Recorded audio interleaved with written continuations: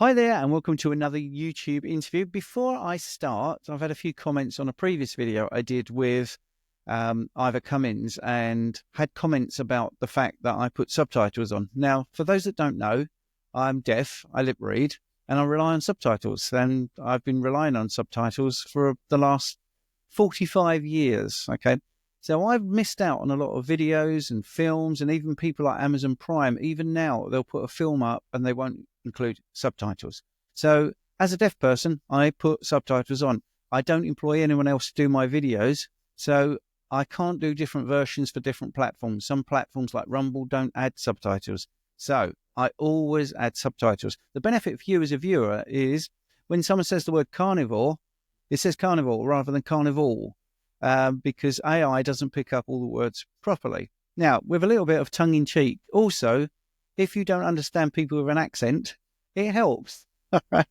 So that brings me around to my fabulous guest today, who is a proud Scot, and he's going to talk about his journey. So I'm going to now ask the question I ask absolutely everybody. Hey, Simon, why did you become carnivore? Well, Stephen, it's great to see you again. Our conversations usually aren't on screen, so it's nice to be in this place with you. My story is the story of many people. It's not unusual, but it's a great example of what can be achieved if you make some changes and take some action in your life. I wasn't actually born Scottish. My dad's working in South London when I was born, so much I'll never forgive them for that. I am Scottish by blood, if not by birth. So I was brought up mostly at a small town called Carnivore in Scotland, famous for rock. Two types, the Sweet and lead singer of AC/DC, and J.M. Barrie. David Niven even I think was born there. I was quite shy, retiring child, wasn't really that confident. Left school, went to Australia for a year, worked on a sheep station as a jackaroo, and I grew up very quickly. Learned how to work hard, learned many skills that have stood me in good stead through the rest of my life. Funnily enough, into carnivore diet, which we can go into a little bit later. My history from a health point of view has been 20 to 30 years worth of migraines every couple of weeks, long-term IBS type symptoms, never diagnosed, but I know what it looks like, I know what it feels like. Arthritis following injuries when I was a teenager with fractures in the legs, and just general low energy. My partner's Hungarian, and she grew up in a very traditional way where people grew all their own vegetables and fruit, and they kept their own pigs and chickens. A big community feel over there, so a couple of times a year the whole community get together and kill pigs for each other, and that was the meat for the winter. Very big pork eaters over there. She wanted to recreate her childhood here, and we managed to rent about a quarter of an acre, and we produce and grow our own birds, so chickens, ducks, guinea fowls and turkeys. So we have unlimited eggs. We eat our own poultry, so we know what gets into them and we know where it comes from, which is actually really important when you're talking about food origin and where it actually comes from.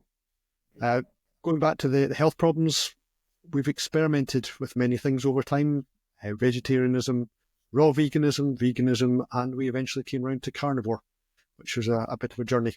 Now, Mellie's a philosopher and a teacher, and our youngest son is autistic. So we decided to home educate him.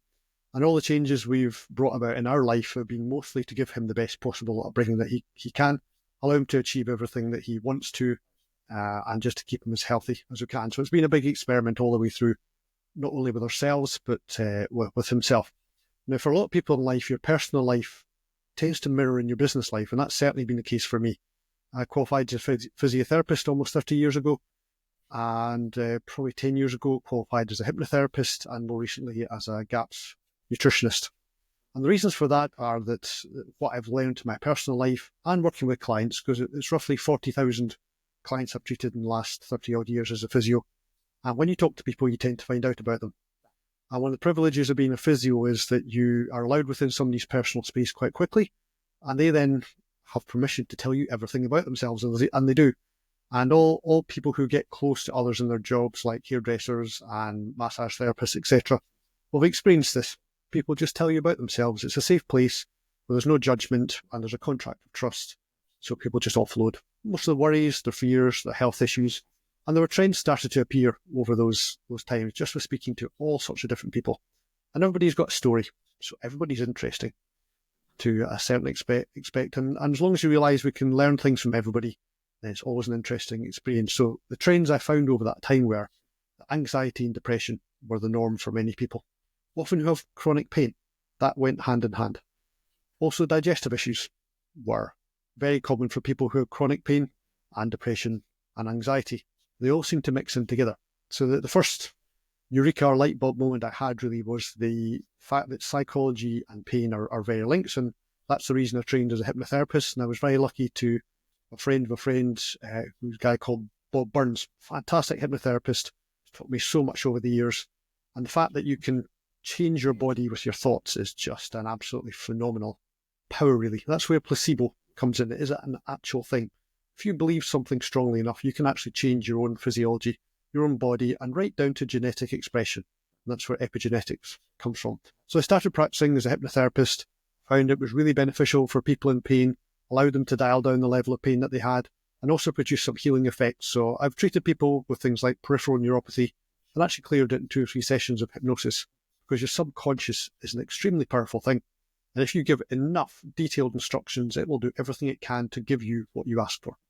And we actually ask our subconscious what to do all day, every day, with how we think about ourselves and how we speak about ourselves to others. So language is extremely important. The power of words can't be dumbed down. We are in charge of our own life and we make our own choices all the time. So that went on. I started having some really good effects with that in relation to the physio. And then the other thing came into my consciousness, which was the digestive problems. So many people have IBS type symptoms, Crohn's disease, reflux. They're all on medications for them and none of them are getting better. None of them get better. And the reason for that is that all these digestive issues, they're all symptoms. They're all your body telling you that something bigger and deeper is going on. And these symptoms are warning. Now, most medications, and I think doctors will agree with this, treat the symptoms. But the symptoms are only an indication. If you treat a symptom and you dumb it down without dealing with the underlying cause, your body just goes, okay, you're not listening to that, I'm going to show you something else. And it gives you another symptom. Then you also have the side effects of those medications, which are, in basic terms, toxicity. And your body has to deal with that as well, which then creates further problems, and then the ill health goes deeper and deeper. And I see people who are on 20 types of medications, they've forgotten what half of them are for. The first 10 are causing side effects, and the second 10 are for the side effects of the first 10. And it becomes a toxic cocktail. Sometimes the doctors don't even understand in the way these medications work together to produce this toxicity. So you need to listen to your body. That's the number one thing. It's telling you, it's giving you indications of what your health's like all the time. As I said, the personal journey went on with the business journey. We tried the vegetarianism, we tried veganism, and I personally just lost weight. IBS didn't get any better at all. My son, Mikey, started to have bigger and bigger meltdowns as he got older. He's 11 years old now. And he also has Tourette's, which is a mild form of epilepsy. And it just got worse and worse and worse. My partner, Melly, has hormonal problems, which again weren't getting any better, progressively getting worse. Now, Melly's an investigator. That's her sort of psychology. She loves to dive deep into things. And she came across Carnivore. And she suggested that we try it, given what she'd read and seen about it and heard. And I was very resistant. I love my vegetables. I didn't see the point of it at all. It went against everything I knew about health, everything I'd ever been taught. They said, well, why don't you just try it for 30 days? And I'm fairly open-minded. So I thought, what is there to lose? So we dove in, went straight into it. 30 days, and I was a grumpy bugger for at least 2 weeks. I almost threw it out the window, but she persuaded me to keep going. End of those 30 days, the migraine headaches had gone. And that was just such a phenomenal wake-up moment for me. Every 2 weeks for 30 years, I'd lose a day every fortnight. That can get expensive when you're self-employed. It doesn't help you get on in life. Tiredness, nausea that went with it, the eye disturbances, and it was just gone. I thought, there's definitely something in this. So carried on, 60 days, 90 days, and now we're 16 months down the line. Migraines have never come back. IBS is 80% improved. Knee pain, which was creaky, and as a physio I know what arthritis is, and it was definitely heading that way, has resolved itself. There's no pain, strength's come back, I have no creaky joints anymore, energy flows constantly all the time. There's no mid-afternoon slump.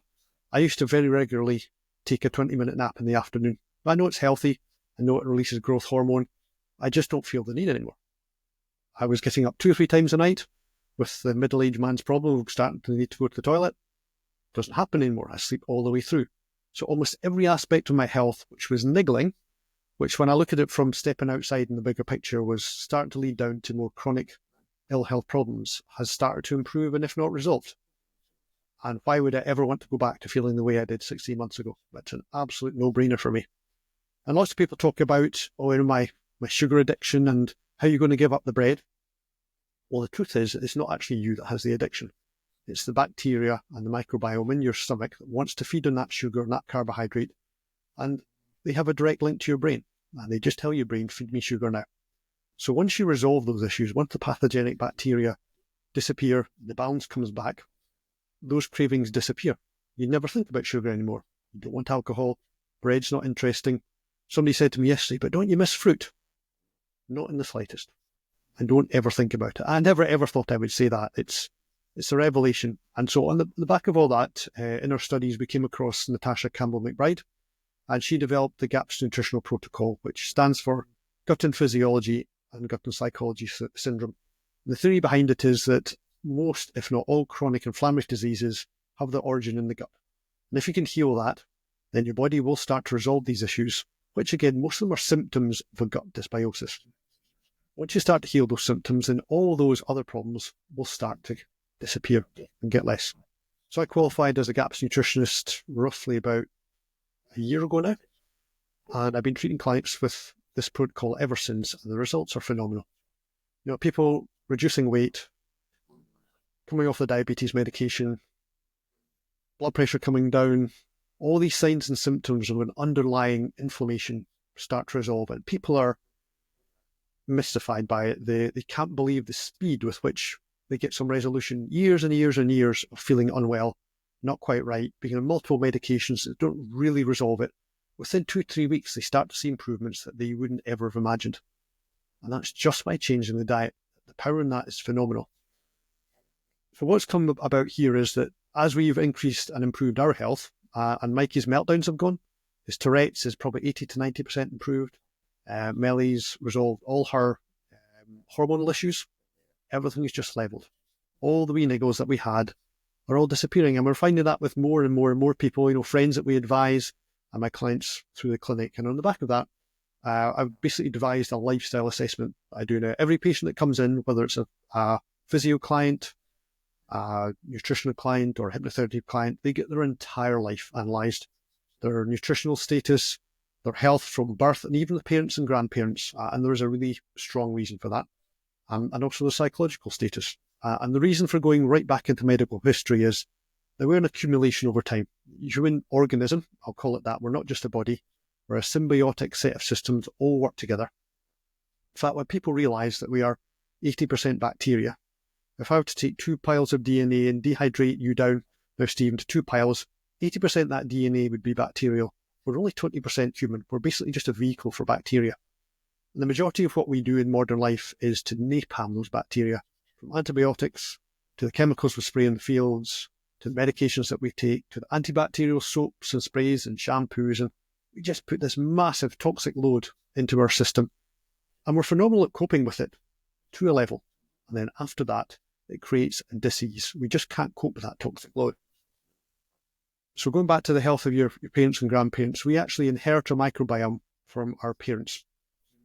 As the baby's in the uterus in the womb, it's swallowing all the fluid in there, and that starts to seed microbiome. Then you get born, and as you come down the birth canal, again you ingest all your mother's microbiome from the vaginal canal, and that seeds the baby's microbiome. Now that's only good if the mother and father are healthy, because the father also adds his microbiome during sexual intercourse, and that then gets passed on as well. But if your parents have any chronic ill health or a damaged microbiome, you actually inherit that at birth. So you start off from this place of ill health from day one. Add into that scenario the increase in caesarean sections, you don't even get that microbiome seeding.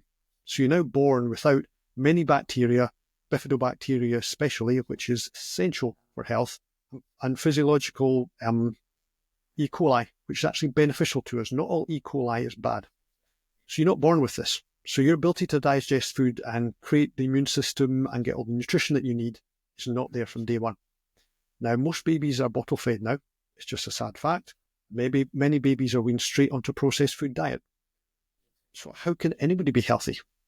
If you go even further back than that, if your parents inherited a damaged microbiome from their parents, and they started with many antibiotic treatments over their lifetime, it just gets worse and worse and worse. And what we're seeing in the Western world now is an increase every generation in chronic inflammatory disease, and that is one of the main issues, is that we are born with a damaged microbiome, and it just gets worse and worse and worse over the person's life.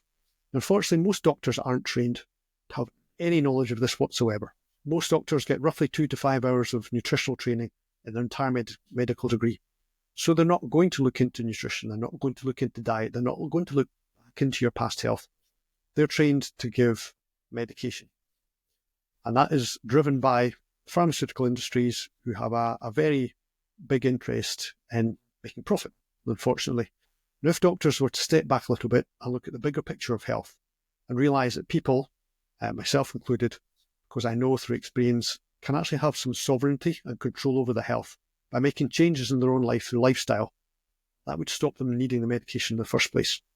It's not to say that every medication is terrible. In a very acute setting where you need to damp down symptoms very quickly, they can be fantastic. And it's the long-term medication that causes most people's problems. Your detox organs, your liver, your kidneys, your lungs and your skin are designed to pull toxins out of your bloodstream, out of your system, and get rid of them from the body. And we do that through our skin, through our sweat. The lungs actually breathe out toxins. They're a very big detox organ. The liver and the kidneys, and we obviously excrete toxins that way as well.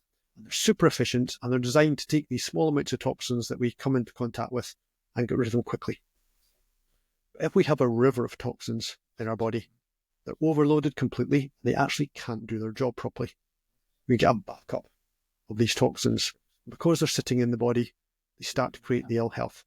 The other side effect of this is that by having this damaged gut microbiome, you actually start to open up little holes in the gut lining. And that's because the pathogenic bacteria, which are dominant in a gut dysbiosis, produce toxins, but they also attach the gut lining, some of them, and open up these little holes. Now, the problem for that is that we're designed to have a sealed gut lining that doesn't allow big particles through or any toxins. It has a lining on it that's protective. Once this is gone, undigested food and toxins then flow into the bloodstream. Your body sees this as an invader and attacks it. And that creates these toxic effects that people are experiencing all the time. Now, the other side effect of that is that the proteins in the undigested food are seen as an invader as well, and they're attacked, and your body creates an immune response to that.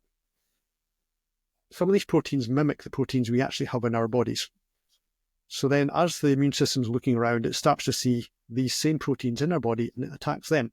That creates autoimmunity. And again, there's a massive rise in those. Rheumatoid arthritis, all the autoimmune diseases, cancer especially. They're rising and rising and rising. And one of the main reasons for them is that people's bodies are toxic because of what they put in and the environment that we live in. So that sounds terrible. It sounds quite depressing. The upside to this is if you actually start to pay attention to what's around you and what you're putting in your mouth and your body, then you can start to have some control over your health and take it in the right direction.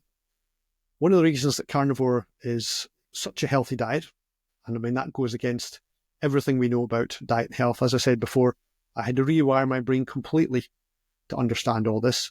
And it is very difficult because all the media is telling you a certain thing, all the standard cultural narrative around what's healthy to eat tells you a certain thing.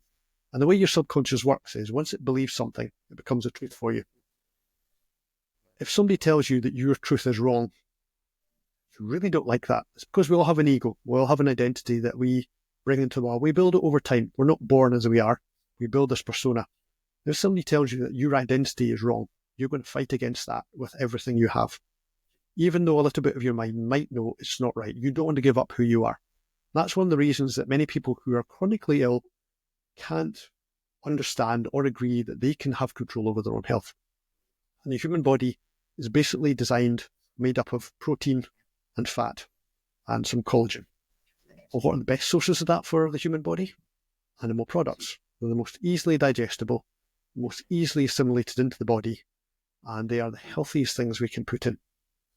Plants are designed as detox foods.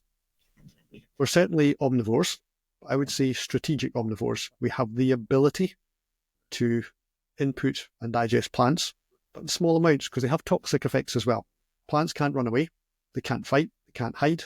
So they have to protect themselves, and they do that by creating toxic chemicals inside themselves that are going to create a nasty taste for one and some nasty symptoms for the other. Now, our bodies can cope with small amounts of those only if our digestive system is very robust and very resilient. And I would hazard a guess that that's very few people in the Western world. And they're also detox foods. So as a plant goes into you, many of the particles and substances in plants grab onto toxins and take them out of your body. That's actually a good thing. There's nothing bad with that at all. But if you're going to eat plants constantly all the time, your body is going to be in a permanent detox state. So you're going to feel fantastic to start with, especially if you've been on a processed food diet to begin with. And I've experienced that. Your energy comes up, you feel great. At some point, your body gets to the point where it doesn't need to detox anymore. And then you're fasting. And you can't fast forever. Otherwise, all your nutrition is going to disappear and your body will start to use itself. And that's one of the reasons I started to lose weight, lose muscle mass, and just feel generally unwell. You need to feed your body at some point. And we think the digestive system of the human is made to digest protein and fat in its infancy as it goes into the body, especially the gut, which is very high acidity, hydrochloric acid level almost, is designed to digest protein and fat. There's not many bacteria in there. In fact, one of the commonest complaints I get in the clinic is reflux. And most doctors will tell the clients that you've got too much acid in your stomach, so we're going to give you something like a omeprazole, possibly, that's going to damp that acid down, stop the reflux, and you'll feel better. Funnily enough, the underlying cause of reflux is low stomach acidity.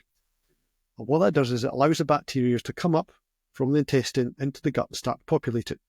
They then populate the sphincter at the top of the stomach, and they stop it working properly. And the undigested food and the acid is then allowed to come up into the gullet, and that's what creates the burning effect. So if you then damp down the acidity with the omeprazole, your stomach then produces more acid to try and counteract it, and it becomes a vicious cycle of medication and getting worse, medication and getting worse. It's a really simple problem to sort out. All you need to do is increase the stomach acidity. And there's certain medications, certain supplements you can take for that, which mimic the stomach enzymes. One of the best and one of the easiest that we can make ourselves is a thing called meat stock. And it's the foundation of the GAPS nutritional protocol. Lots of people confuse it with bone broth. Bone broth is a very long simmered product which is getting everything out of the bones, but it can also be quite high in histamine. So for anybody that's got any allergy type problems, bone broth can be quite aggravating for that because of the high levels of histamine because of the very long simmering time. A meat stock is a completely different animal. It uses the cartilage joints with the meat on. You might take a whole chicken. You would simmer it for 2 hours. Just put salt in. For slightly redder meat, something like lamb or beef, it might be 3 to 4 hours. But it's a slow cooking time that's important. It's very low in histamine. And the healthy part of it is the collagen. Out of that cartilage part of the joints, and if you think way back to the past, people would be putting chicken feet and pig's trotters into their soup. That's where all the collagen is, and it sucks it out into the liquid and then suspends it. And as you ingest that, it's in a form your body can just use straight away. And most of your stomach lining is made up of collagen. So if you start to heal that lining, and this collagen also has many other macronutrients in it, going to help your stomach to heal, drive down the bacterial growth there, take it back down to where it should be in the intestine, and your stomach will start to digest and the acid will decrease. So you can see that not everything we know is necessarily the truth. How do we find the truth? Well, investigation. Going to people who have the knowledge to teach you. There's 3 types of people in the world. There's people who like to do things themselves, which is great, but they take forever. They take a very long time. There's also people that just sit around and wait for things to happen. Well, it'll never happen. If that's the case. Third type of person is realise that there's many people in the world that know what they need to know. They're called mentors. So you get a mentor who's already done everything you want to do, has achieved where you want to be, and you ask them to teach you. What that does is it super speeds up your progress. They've already made all the mistakes. You don't need to. They can tell you, don't do this, don't do that, just do this. And it will speed up your progress. So the key in all this is to find somebody who has the knowledge that you need, ask them to help you. And that's how you go forward. So everybody who's suffering with chronic disease, things like omeprazole, anxiety and depression, which funnily enough is linked into the gut as well, because many of the neurotransmitters are actually produced in the gut, serotonin and dopamine.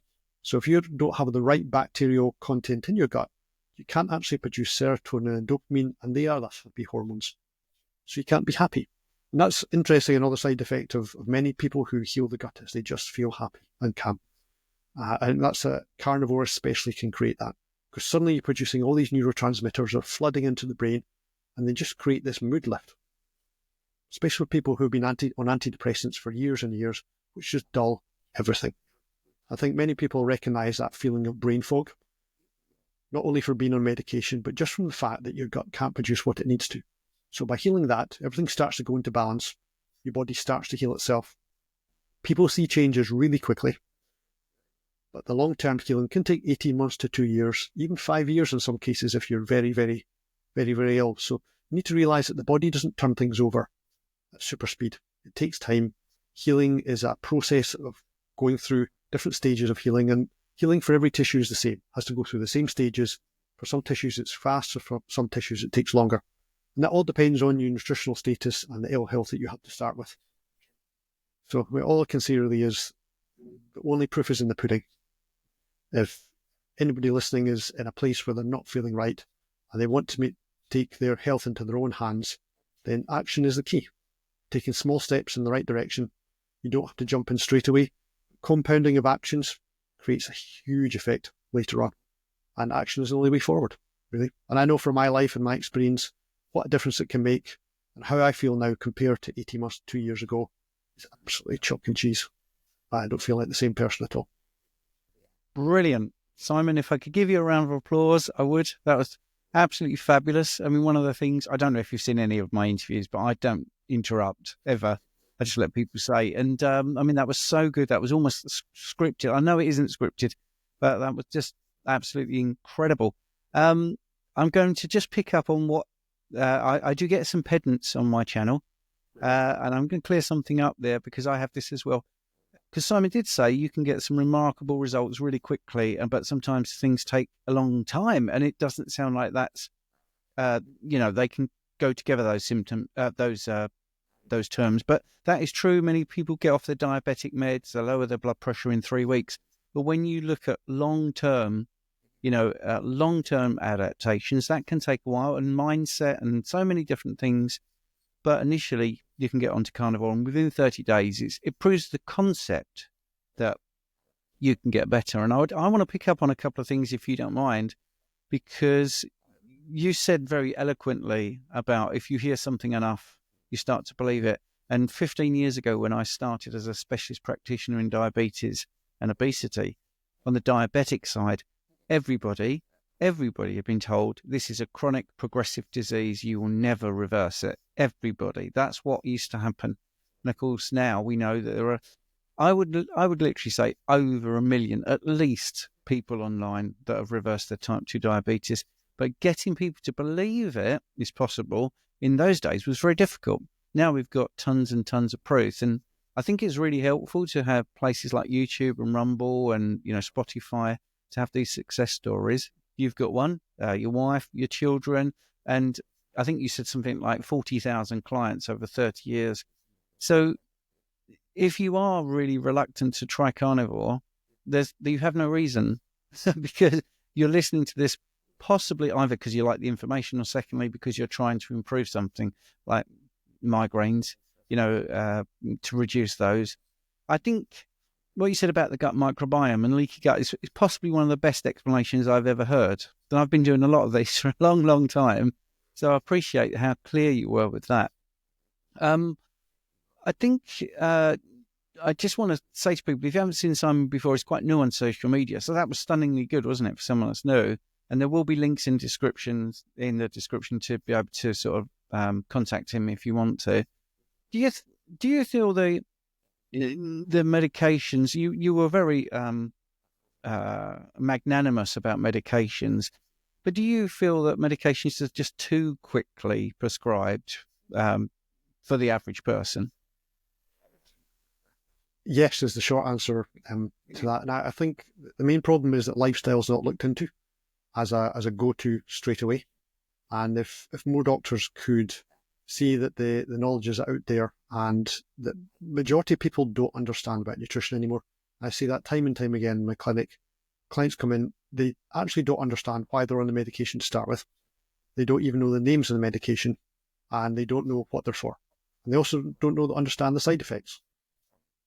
And I think most people, if they were given the option of, if you were to change your diet in this way and start eating this food, you might see improvements. Or we can give you this pill that may give you some improvement, but is going to cause some side effects as well. I think if people had that explained to them in the doctor's surgery on day one, most people would probably go for the nutritional change because they know there's not going to be no toxic side effects and they're in control of it then. I mean, a medication is something that is it's a single nutrient, possibly, you might say, because all medication comes from plants or the natural world to a certain extent. All natural remedies, if you look to holistic health, they have many substances in them.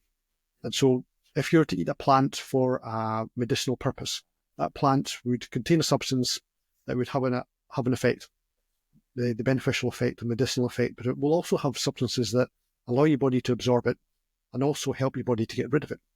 Your body will recognize that as a natural thing and will work with it. Most medication have isolated one substance and then produce it synthetically. So your body doesn't actually understand what it is. It doesn't recognize it as something that should be in the body, so it doesn't really know what to do with it. And most toxins that aren't understood by the body get stored for later. They get stored in the fat. They don't actually leave your body. And at some point, they're likely to get released and then have a toxic effect. And that's the side effects of medication. So nothing we put in our body should have side effects over the long term. Everything we put in our body should have possible short-term detox effects, have a long-term beneficial effect. And that's where the power of nutrition is. And I said earlier about the origin of food. We used to, in the past, in community, and one of the big things for me is connection. I think connection's been lost in our modern Western world on all sorts of different levels. People in smaller communities used to be connected to each other in many ways. And one of them was that they would all produce things. Produce animals, produce vegetables, produce fruit. And people would know where the food came from. They would know exactly what went into it, and it would travel a short distance. And it would also be seasonal. And there'd be feasting and there'd be fasting. It's part of the natural cycle of life. Seasonal food in the past would be eaten for a short period of time because it was available then. The people might store it, possibly preserve it through fermentation, which would have a triple beneficial effect of breaking down some of the fibre, which is actually not that great for your gut. Most people say, but what about fibre? We don't need fibre in any way, shape or form for our health. It can actually be quite damaging for people who have gut problems. The fermentation would also denature many of the toxins, the plants that would cause us problems. And the third thing was it would build a massive, powerful store of beneficial bacteria in this food. And that would last people over the winter in what we call the fasting time, where food wasn't all that available. There wouldn't be plentiful animals about. They would have to hunt much further ranging, and the stored food for the winter be what they eat. So people would go through periods of a glut of food where they'd stuff themselves, especially before winter, to build a layer of fat to survive. And then there'd be fasting periods where food wasn't quite so available. And in those fasting periods, the body would detox itself. It would dig in, it would get rid of all the toxins and the parasites and the things it didn't need and get rid of them. And these cycles were healthy. And humans in the past moved in cycles, seasonal cycles. Now we have food all the time, out of season. It travels thousands of miles around the world. It's picked unripe and it's sprayed with chemicals. I defy anybody to tell me there's anything healthy in those four. That's not the healthy food. Our bodies aren't designed to eat everything all the time, sprayed with chemicals and unripe. It's just not good. I mean, we've come to expect that because of the abundance of everything. And that's something else that I've been thinking about recently is scarcity. Scarcity is a principle that's really important for humans, and that works on many levels. Scarcity builds an expectation. So if you think back to when you were a child, you probably got a comic through the door once a week. There were 2 channels on the TV. You waited for things. It built anticipation, and there was an excitement. Now people have everything all the time. There's zero excitement. There's zero anticipation. Your reaction gets dulled. And this is the same on every level. So in your body physiology, the reaction to things gets dulled if you have it all the time. And this basically explains the cause of diabetes.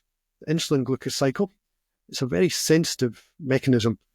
We only need 1 teaspoon of sugar or glucose in our system in any one day, and the liver can produce that on its own perfectly well. And we shove sugar in, so your body doesn't want that sugar in the bloodstream. So the pancreas spurts out insulin, grabs it, takes it out of the bloodstream, and it stores it in fat. That's super sensitive and it's very quick. It wants to get it out. If you keep putting sugar in and sugar in and sugar in and sugar in, eventually the pancreas starts to get worn out. It can't keep up anymore. So it just goes, well, I'm just not doing this anymore. And that causes what we call insulin resistance. That's due to overabundance of sugar. Our system is designed to deal with a scarcity and an occasional bit of sugar. Same principle. The system is dulled. The reaction is dulled. Yeah. Scarcity is really important at all levels for the human being. That comes round to one of my other themes, is our connection to the natural world. We can't disconnect from it. We're connected to the soil. We're connected to the planet. So if we damage the soil and the planet, we are basically damaging ourselves, because that's where we get our nutrition from. That's where we get our microbiome from. That's where we get our health from. So we need to really pay attention to where our food comes from. Try and culture relationships with as many local producers as you can. And it's incredible how many there are around you. Just because you don't know them doesn't mean they're not there. Once you start to investigate, there's lots of small producers that really care about their food. They know what goes into it. Once you start to look down that tunnel, you start to build this network of people who are all working together for the benefit of each other's health. And that's, I think, the way forward for most people now. If we want to get out of this cycle of disease and chronic inflammation, we need to look locally, rebuild the connection with people and to our food. And that's the only way forward that we're going to build our health. Yeah, I absolutely agree with that. I've actually just done a video with the authors of Why Vegans Have Smaller Brains and How Cows Can Reverse Climate Change. It's a great book. And within literally 30 seconds of uploading it to YouTube, it was flagged by YouTube, because this information they don't want you to know. There is a profit element to it, especially with the pharmaceuticals. As you know, I like to be impartial in as many things as I say. A pharmaceutical business is a business, and they have an obligation to shareholders to make as much money as possible. That's written into articles. So they're there to make money, and it's quite legal. We just need to get the information out there that maybe that isn't the first port of call, and give people the information about raising their own livestock if that's possible. If they have to, if the wherewithal or if they're in a city, get the best possible food they can from the best possible sources. And I think it's really great that you tapped into the sort of the gut microbiome and a few other things about your past and your grandparents and all that sort of stuff. But the more you get into this, there's so many reasons that your body's doing what it does. For instance, you mentioned bread is really tough for people to give up. That's because for many reasons. And there's a thing called gliadin, which is a protein that hooks up to the opioid receptors. So it feels like the game's stacked against you. But when you have the knowledge, you can take a step back and work out what's best for you. And I think that's you were very good about talking about when people go vegan or vegetarian, how initially they can feel better. I'm not anti-vegan or anti-vegetarian, because anyone that's thinking about their health is already sort of 90% ahead of most people.